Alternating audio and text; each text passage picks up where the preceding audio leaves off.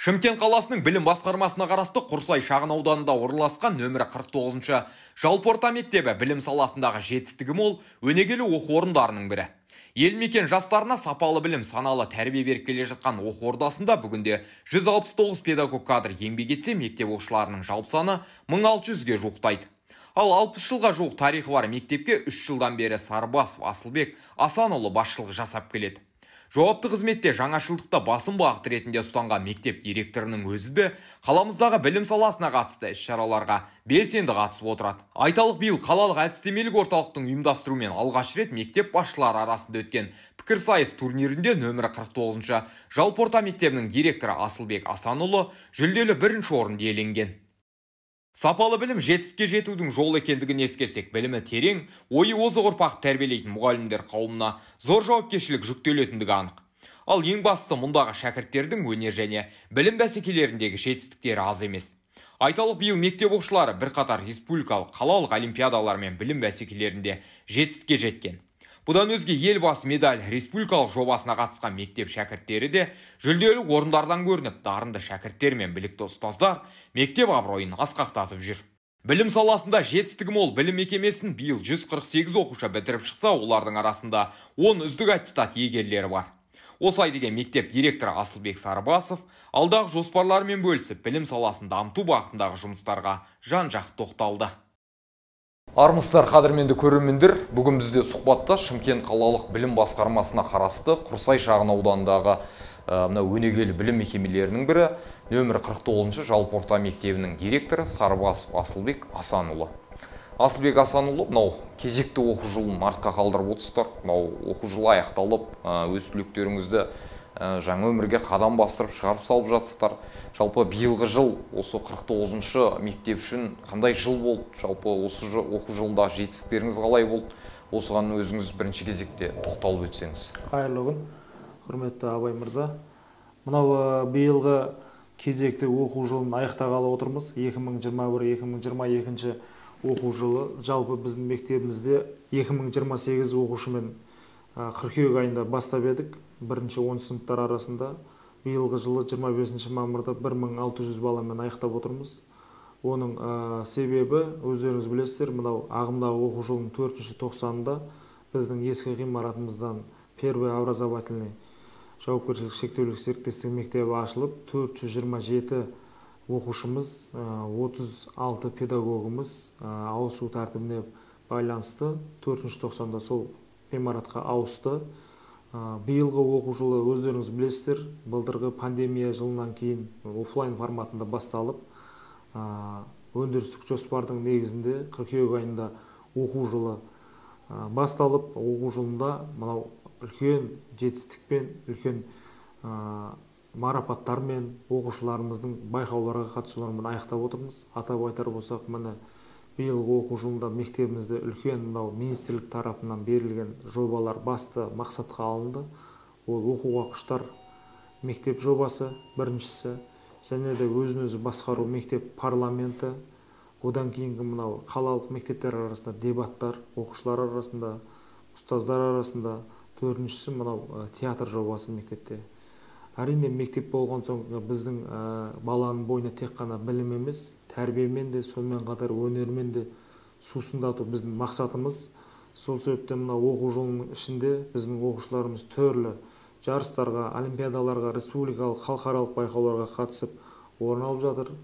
Өздеріңіз білесіздер, биыл мынау Шымкент қаламыз мегаполис аталғалы бері білім басқармасы жанынан арнайы осы дарынды балаларды қолдау мақсатында Шымкент дарын орталығы, сонымен қатар мына әдістемелік орталықта өз мекемесімен бірге түрлі сайыстарды ұйымдастырып, осы сайыстарға біздің оқушыларымыз республикаға барып, орын алып, жүлдегер атанып отқан жайы бар. Биылғы жылы біздің мектебіміз үшін табысты жыл десек те болады. Бағанағы мынау біздің оқушы санымыздың азаюы, керісінше ол бізге мынау сапаға, санға емес сапаға жұмыс жасауға үлкен мүмкіндік деп білем. Сонымен қатар мына оқушылар арасындағы марапаттарға тоқтала кететін болсам, биыл оқу жылында біздің оқушыларымыз республикалық Ақберен өнер байқауының финалдық кезеңіне Ақтөбе қаласына, сонымен қатар мынау Бітібаев олимпиадасы деп атамыз қазақ тілінен, Өскемен қаласына арнайы барып өзінің жүлделі орындарымен келді. Одан кейінгі биылғы мынау жастардың арасындағы ел үміті қоғамдық бірлестігімен жастарды қолдау елбасы медалы жобасы аясында біздің мектепте 10 оқушымыз қола медалға және бір ұстазымыз қола медалға иеленді. Бағанағы жетістіктерге тоқталатын болсам, оқу-оқыштар мектеп жобасы бойынша мектебіміздің кітапханашысы Абдрайымова Мария апайымыз мынау қалалық кітапханаларда өткен, сонымен қатар мынау үздік кітапханашы 2021 байқауына қатысып үлкен марапатпен оралды. Мына дебаттар бойынша айтар кететін болсам, дебатта мына оқушыларымыз аудан бойынша фракциялар бөлінген. Қазіргі таңда мектепте дебаттық клубтар бар арнайы, ұшқыр ой деген. Тағы да бірнеше клубтарымыз бар. Дебат ойындары қазір мектепте дамып келе жатыр. Бұл жобаны министріміз Асхат Қанатұлының қолдауымен мектепте жүзеге асырылып жатыр. Мектепте осы пән мұғалімдері, тарих, қазақ тілі пән мұғалімдері, арнайы мамандар бекітіліп, ол кісілер қалалық дебат клубтарымен байланысқа шығып, қазіргі таңда тұрақты жұмыс істеп отыр. Әрине біз ол жұмыстарды әлі алда шыңдаймыз, көрсетеміз. Оның бір жетістігі ретінде жақындағанда бізге мынау мектеп басшыларын қолдау мақсатында біздің басшылардың да арасында осындай дебатты ұйымдастырды. Ол сайыста өзім қатысып, өзімнің бойымдағы қасиеттерді әйтеуір Алла бұйырып, жүлделі бірінші орынды иелендім. Енді ол маған үлкен жауапкершілікті жүктейді. Мектебімізде әр мектептің фишкасы дейді ғой. Алдағы оқу жылында осы дебатты дамытуға күш салғалы жатырмыз. Ол тиісті жоспарлар құрылды. Тиісті жоспарлар құрылып, алдағы таңда қолға аламыз. Сонымен қатар биылғы оқу жылында біздің спорттан да жетістіктеріміз толағай. Мектепте қазір бірнеше үйірмелер жүреді. Соның біріне тоқтала кететін болса, мектепте қазір Мамешев Асылхан ағаймен грек-рим күресі. Грек-рим күресінен біздің бірнеше оқушыларымыз қалада, қалалықта, республикалықта, халықаралық байқауларда жүлделі орындарынан көріп жатыр. Одан кейінгі бір жетістігіміз біздің биыл мұғалімдер арасында спартакиададан, стритбол дейді, баскетболдан мұғалімдеріміз қала мектептерінің арасынан 3-ші орынға ие болды. Жалпы айта келетін болсам, оқу жылының ішінде бізде педагогикалық ұжымда әрбір педагогтың жетістігі сараланып, міндетті түрде еленіп ескеріп марапатталып жатыр. Қазіргі таңда біздің мектебімізде 169 педагог жұмыс атқаруда. Қазіргі барлық ағымдағы емтихандар аяқталынып, мұғалімдеріміздің 80%-ға жуығы кезекті еңбек демалысына жіберіліп жатыр. Тағы тоқтала кететін жайт, мектебімізде биылғы оқу жылында материалдық техникалық базаны нығайту мақсатында былтырғы оқу жылы химия, физика, биология, робототехника кабинеттері алынса, биылғы оқу жылында алғашқы әскери дайындық, ерекше білім беруді қажет ететін балаларға логопед кабинеті заманауи соңғы жабдықталған, сонымен қатар өзін-өзі пән кабинеті биылғы жылда жабдықталуда. Мектебімізге соңғы үлгідегі интерактивті панель 10 дана биылғы жылы алынуда. Оның бәрі еліміздегі басты баланың бойына сапалы білімді беруге жасалып жатқан қадамдар деп білем. Осы жолда әрине біз қашанда қызмет етуге дайынбыз. Биылғы оқу жылында біздегі қазір өздеріңіз көріп жатсыздар, мектепте ағымдағы жөндеу жүріп жатыр. Жаңа оқу жылына үлкен мақсаттар мен міндеттер қойып, әрбір кафедра, мектеп әкімшілігі қазіргі таңда өз жоспарларын бекітіп, жаңа оқу жылына дайындықты бастап кеткен жайы бар. Биылғы оқу жылында бағана айтып кеткендей 1600 оқушы мектепті аяқтады. Оның ішінде 9 сыныптарда 168 білім алушы негізгі мектеп курсын аяқтаса, 148 түлек биылғы оқу жылы 11 сыныпта аяқталып жатыр. Оның ішінде 10 үздік аттестатқа үміткер. Қазіргі таңда емтихандар аяқталып, балаларымыз ұлттық бірыңғай тестілеуді кезең-кезеңімен өздерінің өтініш берген кестесіне сәйкес тапсырып жатыр. Әрине біз биылғы түлектерімізден жақсы нәтиже күтеміз.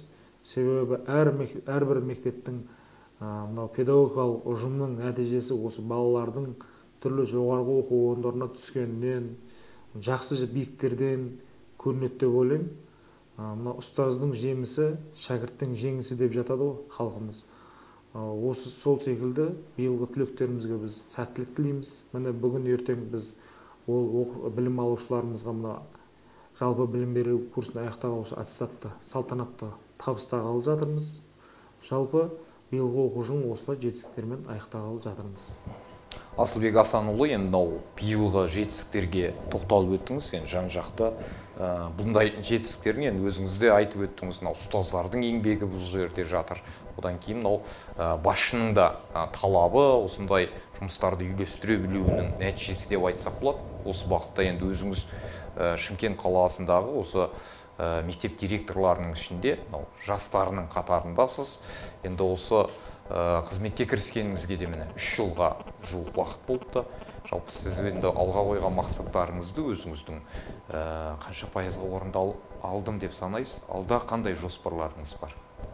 Әрине, кез келген орынға келген кезде әр адамның өз ішкі инициативасы, ішкі талабы, ішкі мақсаты болады. Әрине, бұл ұжымға, бұл мектепке келгенде үлкен өзім алдыма мақсат қойғанмын. Осы мектептегі балаларды сапалы білімге, саналы тәрбиеге ұмтылдырып, ең басты мәселе осы мектепте 3 ауысымдағы проблема тұғын. Ол міне қала әкімдігі білім басқармасы тарапынан көрсетілген жұмыстардың бағыты аясында ол мәселе жойылды. Мен енді өзім ойлаймын, осы мектепке келгелі бері мектептің бірінші кезекте материалдық базасы нығайтылды. Ол мынау біздегі Шымкент қаласындағы мектептердің жан басына қаржыландыруға өткен өзіңізге мәлім. Мынау соның аясында қазіргі таңда мектепке барлық заттар келуде, қол жетімді. Тек қана мектептік бағана педагогикалық ұжымнан, әкімшіліктен балаларға дұрыс тәрбие бағыт беру ғана. Өзіңіз білесіз, біздің білім саласы үлкен өзгеріске ұшырады. Мынау 2019-2020 жылдар пандемияда балалардың бойында кеткен олқылықтар, білім саласында, одан кейін мынау ақпараттық заман ғасыр ғой мынау. Сол себептен бұрынғы білім мен қазіргі білім ұштастыру үнемі өзгеріс талап етеді. Балаларда қазіргі балалар өте көп сұранысты қажет етеді. Өйткені барлығы дарынды, барлығы көп нәрсені біледі. Осы жастарға заман талабына сай білім беру қазіргі мектептің басты принциптері. Осы мектепке жалпылай өзімнің қорытындылай айта кететін болсам, келгені бері бір 40-50% өзімнің ойымдағы мақсатымды атқардым деп ойлаймын. Әлі алда өзіме үлкен мақсат қойып отырмын. Осы мектепті Алла бұйыртса, сапалы құраммен гимназия деңгейіне, лицей деңгейіне жеткізсек, себебі ондай балалар бар. Себебі Құрсай елді мекені бұрыннан Шымкент қаласының тарихынан келе жатқан көне елді мекендердің бірі. Бұл жерде қазақи қаймағы сақталған, ауыл ақсақалдары, үлкенге құрмет көрсететін біздің үлкен мектептің ардагерлер құрамы бар, ата-аналар комитетінің төрағасы бар, мектептің қамқоршылық кеңесі. Айта кететін болсам, қазіргі таңда мектепке қамқоршылық кеңесінің төрағалық ететін Әділбек Сатыбалды көкеміз, біздің мектептің қамқоршылық кеңесі мүшесі 90-на 1 рет келіп, мектептің тыныс-тіршілігімен, мектепте болып жатқан іс-шаралармен міндетті түрде хабардар. Мектептегі әр өтіліп жатқанның барлығы қамқоршылық кеңесінің кем дегенде бір мүшесімен іс-шаралар өтіледі. Ол кісілерге де мен алғысымды білдіремін. Мектептің ыстығына, суығына тоңып, ақылын айтып, үлкендігін жасап, елмен, елдестірмек елшіден дейді ғой. Қазіргі таңда солай жұмыс жасап атқамыз бар. Жалпы бұл мектепке келгеніме өкінбеймін, бірақ әлі де өзіме үлкен мақсаттар қоямын. Мақсатым осы мектепте, осы Алла берген уақытта жақсы түлек шығарсақ, ертең ол елдің бір кірпіші сияқты тетігі қаланып, осы мектептің түлегі едім деген мақсатта біздің атымызды шығарып жүрсе, бізден одан басқа жеңістің қажет жоқ деп ойлаймын. Қошеметтің.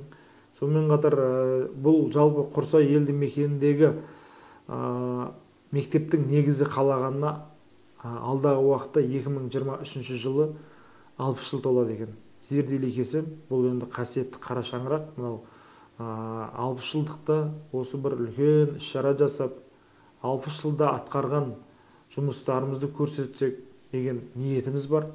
Соған қазірде дайындықты бастап жатырмыз. Құдай қаласа, ол күндерде де сіздермен осылай сұхбаттасамыз деген ойдамын. Мынау өзіңіз осы жас басшының бір ретінде жалпы алда қойған жоспарларын көп деп айтып өтсіз.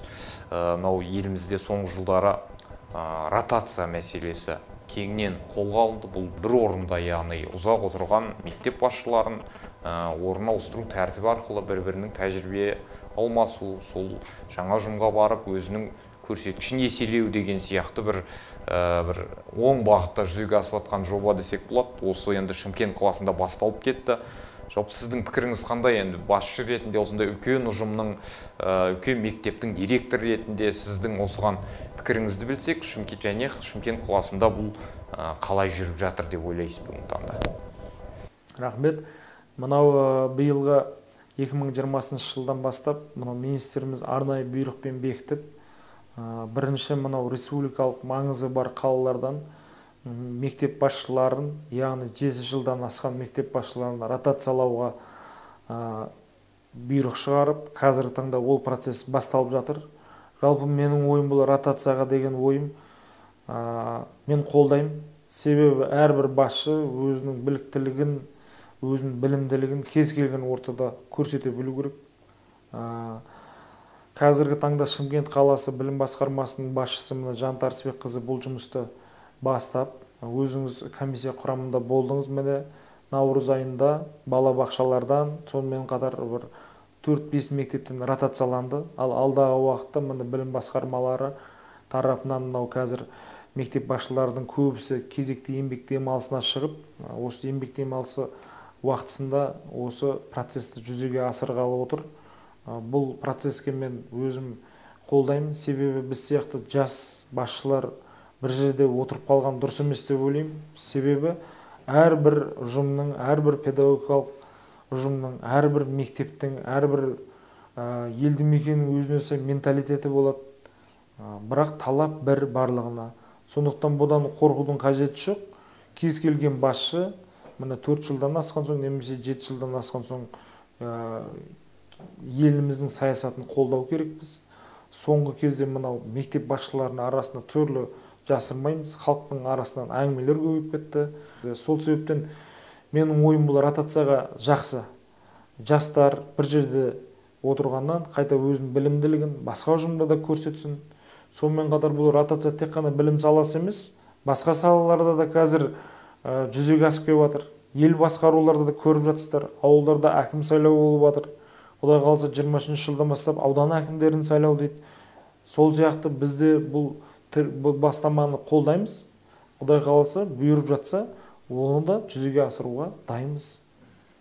170-ге жуық мұғалім, яғни педагог кадрлар еңбек ететін нөмірі 49-шы жалпы орта мектебінің ұстаздары, мұғалімдер мәртебесі, яғни осы үлкен үрдіске ие болып, қолдау тапты мұғалімдер тарапынан.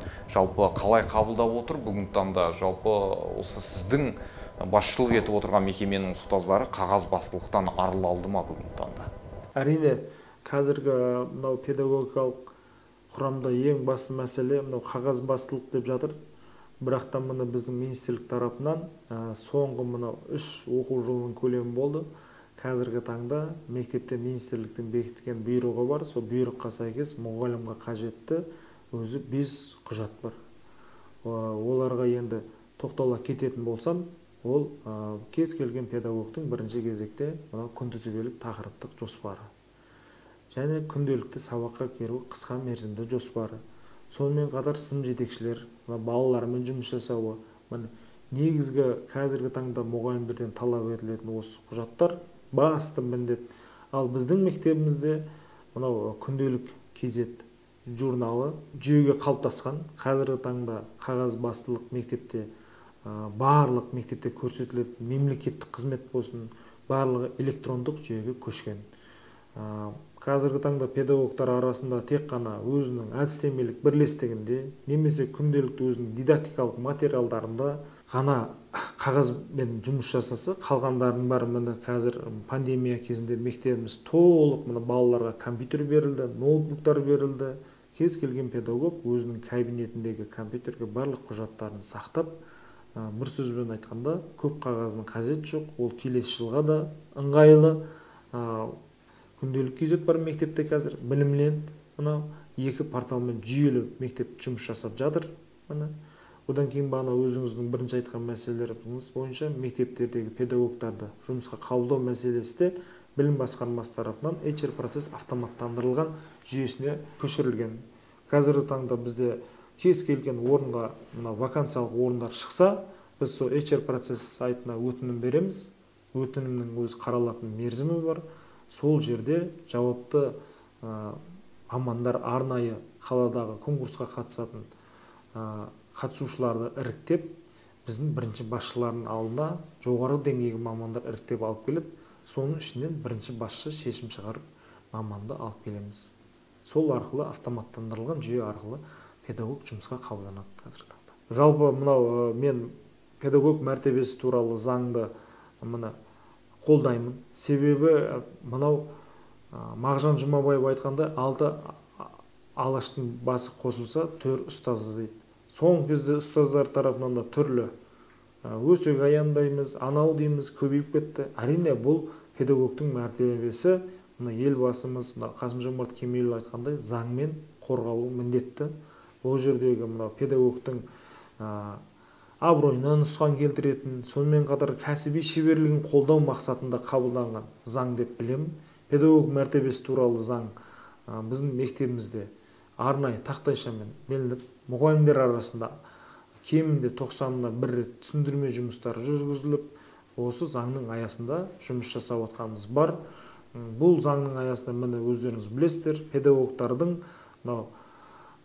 жалақысы 4 жылда 2 есе өседі деген тапсырма берген болатын президентіміз. Қазіргі таңда ол процестің бірақ кезеңі қалды. Қалған 3 кезеңінде мұғалімдердің жалақысына 25%-ға үнемі қосылып жатыр.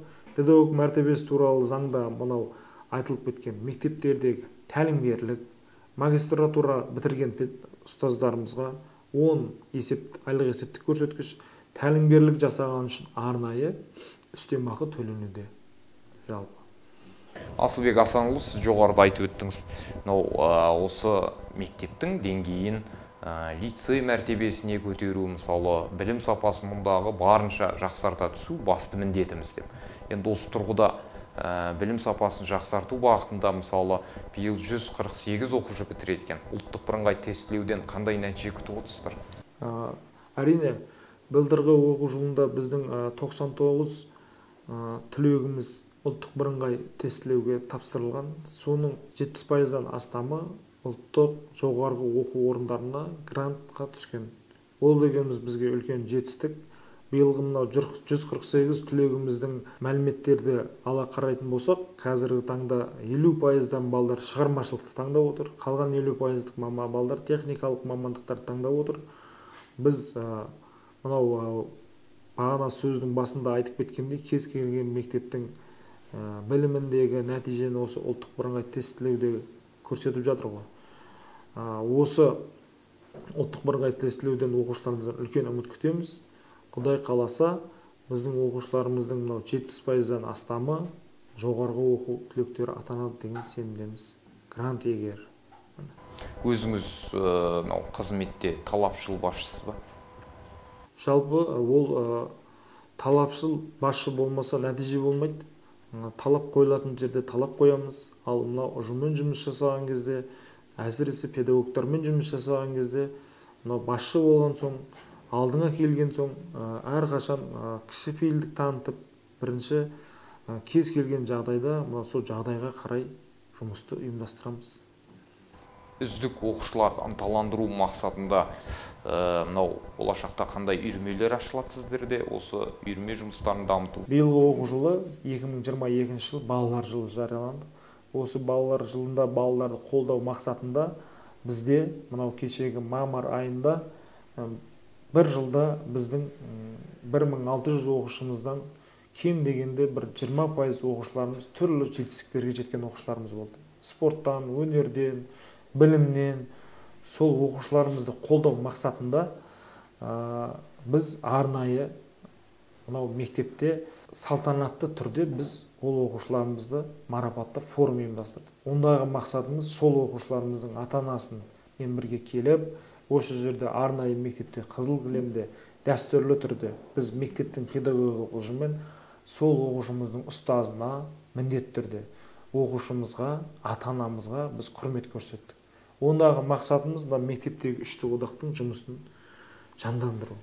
Қазіргі кез келген мектептегі мынау оқушының үйінде ата-анасы.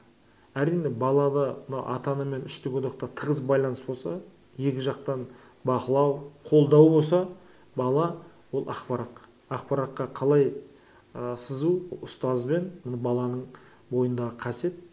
Соны біз жылдық қорытындылау мақсатында марапаттап, арнайы оқушыларға жүлделі сыйлықтарымыз табыстадық.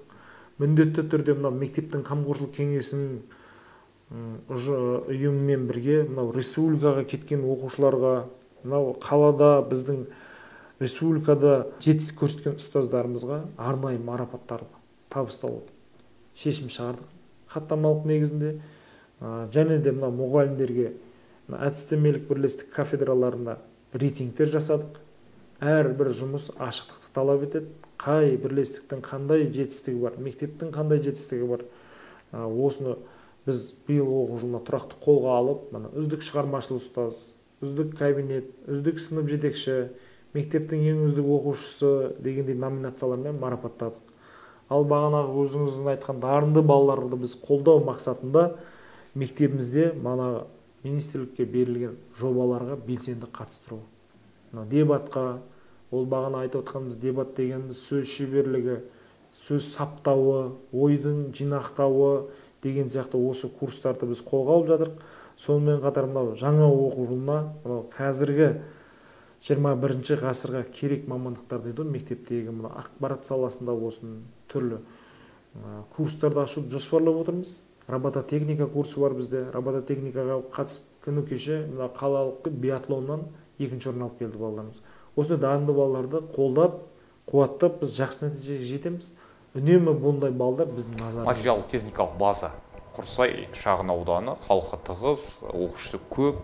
Мұнда енді мынау сапалы білім беру үшін жабдықтауға да баса мән беру керек. Сондықтан басқарма тарапынан жалпы қандай қолдау болып жатыр? Сіздерге әлде де не жетіспейді? Бізде қазір сөзімнің басында айтып кеткендей, былтырғы оқу жылы 4 оқу кабинетін заманауи үлгіге, биылғы оқу жылы 3 кабинет, сонымен қатар 10 интерактивный панель.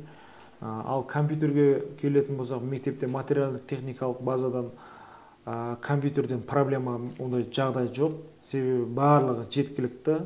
Біздегі материалдық техникалық база тоқтала кететін болса, мынау елді мекен болғандықтан басында интернет желілерден мәселе болды. Қазіргі таңда арнайы сұраныс хаттарымен шығып, елді мекенге тиісті әкімдік тараптарынан кең жолақты интернет жүргізілді. Мектепке қазіргі таңда қосылып жатыр. Биылғы оқу жылында біз мектебімізге қазір 20-50 мегабайттан келіп жатса, алдағы оқу жылында 100 мегабайтқа арттыру біздің басты назарымызда.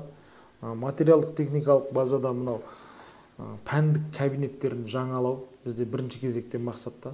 Одан кейін ұстаздарға барынша оқушыларға қолайлы орта қалыптастыру. Өзіңіз білесіз, Шымкент қаласы мектептерінде күзет қызметі жекешелендірді.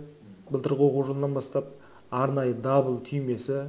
Сонымен қатар мектебімізде 2 кіреберіс бар. 2 кіреберіске де бет-әлбет распознавание лист турникеттер қойылды. Бұның барлығы балалардың қауіпсіздігі үшін материалдық техникалық.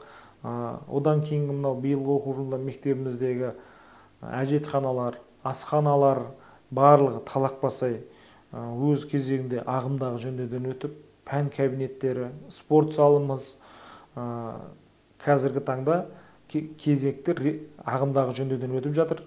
Материалдық техникалық базаны нығайту мақсатында мектебімізге қазір барлық канцеляриялық товарлар, шаруашылық заттар алынып жатыр. Барлығы түгелдей дерлік мынау жергілікті бюджет есебінен, республикалық бюджет есебінен толық қаралған. Мына материалдық базадағы енді биылғы біз тағы да сонымен қатар жоспарлап отқанымыз мектебіміздің жер көлемі 4,2 гектарды құрайды. Мынау Құрсай үлкен сай, дөң жер болғандықтан қамқоршылық кеңесіне өткен жол ұсыныс тастадым мектепті көгалдандыру. Қазіргі таңда мынау мектебіміздің артымызда үлкен бос жер жатыр. Соған бір ниетім, мынау бір тал кессең 10 тал ек дейді ғой. Мектепті көгалдандыру жұмысына үлкен күш салғалы жатырмыз. Жаңа оқу жылына бір арнайы мынау құдық қаздыруды жоспарлап, спонсор есебінен алдағы уақытта осы мектебімізді көгалдандыруға күш саламыз. Басқа мәселе жоқ. Барлық тиісті дерлік қаражаттарымыздың бәрін дер кезінде алып жатырмыз. Мына сөз соңында айта кететінім, материалдық техникалық базада мектебіміздегі жазғы спорт алаңшасы бар.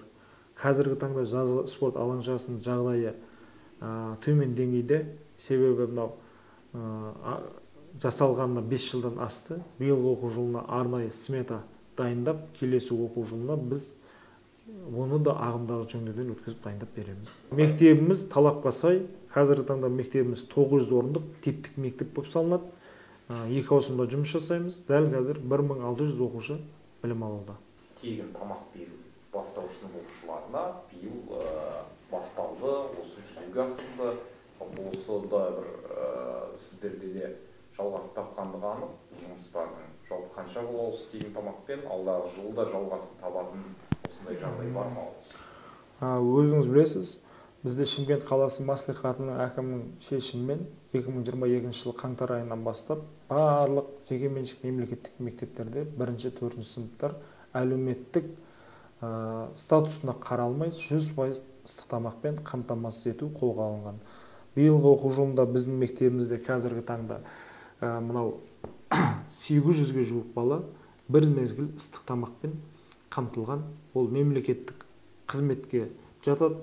Үкіметтің 64-ші қаулысы негізінде ата-ана өтінішімен атаулы әлеуметтік көмек алатын, жартылай жетім, тұл жетім, көп балалы отбасынан шыққан, аз қамтылған отбасылардан шыққан балалар мектепте бір реттік ыстық тамақпен қамтылған. Ол процесс мектепте біздегі арнайы асханамыз, 200 орындық асханамыз бар. Сол асханада бекітілген менюмен талап бойынша ыстық тамақ ұйымдастырылады. Ол ыстық тамақтың сапасын бақылау мақсатында әр сыныптан ата-аналар комитетінен, сонымен қатар қамқоршылық кеңесінің мүшесінен, сонымен қатар мектептің медицина қызметкерлерімен бірге арнайы комиссия құрылып, өзім басшысы ретінде күн сайын ыстық тамағымыз қатаң бақыланып ұйымдастырылып берілуде. Бұл жалпы 1-4 сыныптарын тегін тамақтандыру біздің ата-аналарымызға үлкен жеңілдік болды деп есептеймін. Үлкен қолдау деп берсем болады. Қазіргі таңда ол ыстық тамақ сапасы үнемі назарда. Қазіргі кәсіпкер оқушылар демалысқа кету бойынша қазір жұмысын аяқтап, кезекте өзінің жөндеуін аяқтап тапсырып кетті. Жаңа оқу жылына біз мақсаттар мен міндеттер қойып жатырмыз. Осында балаларымыздың ыстық тамағының қаржысын қаладағы қазір автобустарда төлем жүйесі бар ғой. Арнайы төлем жүйесіне қаржысын автоматты түрде төлеуді қолға алуды жүзеге асырғалы отырмыз. Енді биылғы оқу жылымен Шымкент қаласы, сонымен қатар барша педагогтарды, барша әріптестерімді оқу жылын аяқтауымен құттықтаймын. Биылғы оқу жылында мектеп ұжымына, ұстаздарға, әрбір мектептегі қызметкерлердің барлығына алғысымды білдіремін. Биылғы оқу жылындағы бітіріп жатқан 148 түлегіміздің жолдары ашық болсын, өзінің кез келген армандаған мамандықтарының түлегі болып, сол еліміздің дамуына, өркендеуіне үлесін қосатын азаматшалар болсын деп тілеймін. Өзіңіз білесіз, күні кеше ғана Қасым-Жомарт Кемелұлы Ұлытауда үлкен ұлттық құрылтай құрып, елімізде жаңа Қазақстанды осы жастардың бастамасымен негізін қаламақшы. Сол жолда біздің мектептеріміздің түлектері адал қызмет етіп, біз де қызмет етіп, еліміз өркендей берсін, дами берсін. Қазақстанымыздың болашағы жарқын болып, мақсаттары айқын болып, тек қана әлемдік ареналардан көрінетін түлектеріміз болсын. Асылбек Асанұлы нөмір 49 мектептің тыныс тіршілігі, бұндағы жетістіктер, осы білім саласындағы ауқымды жобалар туралы ой бөлісіп, сұхбат бергеніңізге алғысымызды білдіреміз. Алдағы жұмыстарыңызға тек сәттілік тілейміз. Сіздерге де рахмет. Республикалық танымдық ақпараттық порталы Кемел KZ ұжымына сәттілік тілеймін. Алдағы уақытта тығыз байланыста боламыз. Барша жұмыстарыңызға сәттілік тілеймін.